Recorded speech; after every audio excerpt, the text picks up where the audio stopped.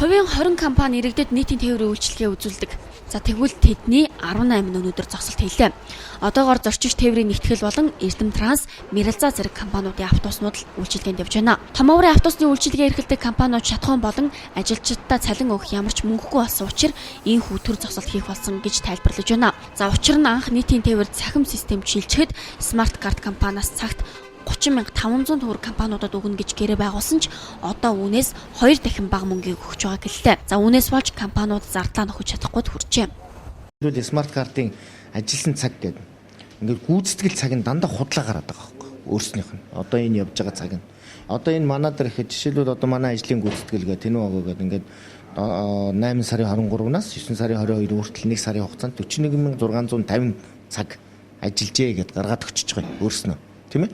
Тэгэнгүүт орлого хуваарлалт хийсэн цаг дээр болохоор 32,720 гэд бичээд авчиж байгаа. Тэгэхээр энэ хоёрын хоорондоос үүссэн юу нь болохоор төлбөр нь болохоор одоо 123 сая 940 сая 603 мянган төгрөгийн энэ компанид руу орчжээ. Ер нь бол өдөрт бол нэг компани ажиллах юм чинь бол нэг 5-аас 4-5 сая төгрөгийн зардал гардаг. Тэр бол зөвхөн ерөөдөө өдөр тутмын байдлыг гарч ирдэг байсан. Одоогор бол ерөөдөө нэг 2-3 сая төгрөгийн орлого орж ирээд яг л буцаад яг 4-5 сая төгрөгийн зардал гардаг гараад явах хэмжээнд байгаа байхгүй бид нарт.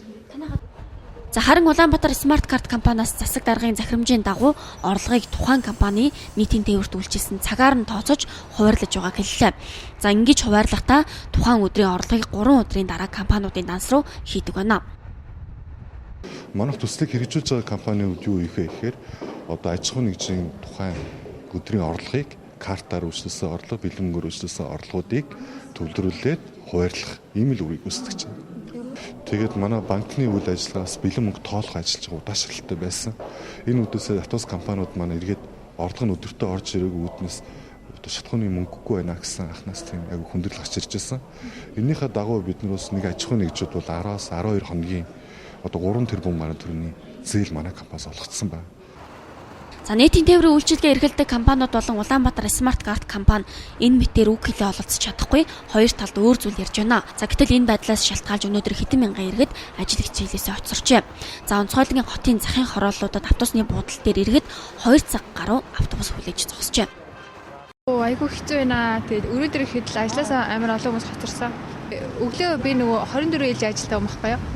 Тэгээд өглөө манай ажилчид бүгд яг цагтаа ирээгүй бүгд хоцорсон. Тэгээд ажил хурал бүх юм ингээд ашаа бүгд хоошсон. Ер нь нэлээд хүлээж байгаа л нэг арай ч үгш микро ярээс болоо. Уул нь нэг Ч7 гэдээ явдаг 7 бод руу явдаг. Тэр нь суудаг байхгүй. Өнөөдөр маань тэр маань ч бас байсангүй. Нэлээд удаан хүлээлээ. Уул нь цагтаа ирээд гайгүй л байсан шүү дээ. Гайц суугаад дээр автобус өглөөчсөн суухад бас хүм ирэхгүй болж хоцорсон.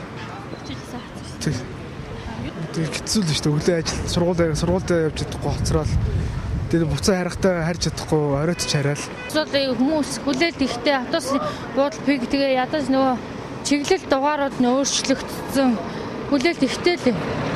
Яагаад ингэ байн ажил хайдад одоо мэдгүй. Хүүхдүүдэд бол бүр хэцүү. Өглөө бол яана дараад мэн гэсэн гомдлууд бол манай хүүхдүүд л авт гэж ирсэн. За компаниуд зогсолт хийх талаараа нийслэлийн тээврийн газарт урьдчилалт мэдэгдээгүйгээс өнөөдөр ямар ч зохицуулт хийгээг байна. За харин маргаашнаас үйлчилгээнд гарч байгаа 430 автобусыг бүх чиглэлтэнд тэгш хуваарлахаар болжээ. За өнөөдрийн байдлаар бол ер нь төвийн шугамнууд бол даац хүнд байна. За захын ер нь чиглэлүүд бол зогсолтын байдалтай байна. Урьдчилалт мэдэгдээгүй одоо ажил хийсэн тохиолдолд ямар нэгэн хариуцлага байгаа. Гэхдээ энэ одоо ажил хаялт бич өөрснөө ингээд зогсолт гэдээ нэрлэлсэн. Тэгээ зогсолт гэдэг юм нь хуулинд байхгүй болохоор одоо хэцүү байна л да. За гэтэл өнөөдөр үйлчилгээнд явж байгаа зорчигч тээврийн нэгтгэлж санхүүгийн хүнд байдалд орсон. За өнөө маргаашгүй зогсолт хийх болсон тухайга мэдгдсэн юм. За хэрв тус компанич үйлчилгээнд гарахгүй бол нийслэлийн иргэд явгарах нь тодорхой юм а.